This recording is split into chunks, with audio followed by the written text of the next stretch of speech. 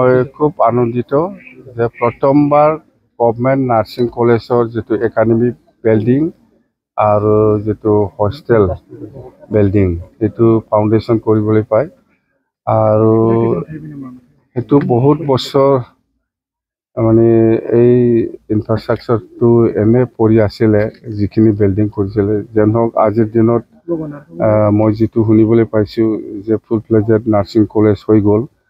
খুব আনন্দিত হ'ল মই যে আমি সঁচাকৈ আমি নাৰ্ছিং কলেজৰ কাৰণে সেইটো ফাউণ্ডেশ্যন দিছিলোঁ, কিন্তু সময়মতে কাৰ্যকৰী হোৱা নাছিল। যেন হওক খুব ভাল লাগিল আৰু মই BTC গভৰ্ণমেণ্টৰ পৰাও এই গভৰ্ণমেণ্ট যিটো নাৰ্ছিং কলেজ ইয়াত যিখিনি ইনফ্ৰাষ্ট্ৰাকচাৰ বা যিখিনি একাডেমিক লাইনত যিখিনি সহায় কৰিব লাগে গোটেই সহায় কৰিম বুলি মই ইঞ্চুৰেঞ্চ দিছোঁ।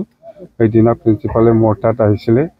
তো ইয়াত ষ্টুডেণ্ট ট্ৰেন্সপৰ্টেশ্যনৰ কাৰণে বা যিকোনো মানে কথা সেইটোৱে যে ষ্টুডেণ্টসকলে শিক্ষা লোৱা সময়ত কোনো অভাৱ হ'ব নালাগে আৰু টিচাৰ্ছসকলেও ষ্টুডেণ্টসকলক শিক্ষা দিয়া সময়ত কোনো অভাৱ হ'ব নালাগে। এই লাইনত মই কাম কৰিব বিচাৰিছোঁ। তো ইয়াত নিশ্চয় বহুত ইনফ্ৰাষ্ট্ৰাকচাৰৰ পৰা আৰম্ভ কৰি একাডেমিক লাইনৰ পৰা আৰম্ভ কৰি মুঠতে বহুত প্ৰব্লেম আছে আৰু এইটো মই চৰকাৰৰ লগত আলোচনা কৰি কিছুমানটো মই সমাধান কৰিব পাৰিব আৰু মই নিজে BTC পৰাও মই সহায় কৰিম বুলি মই কথা দিছোঁ। কথা সেইটোৱে।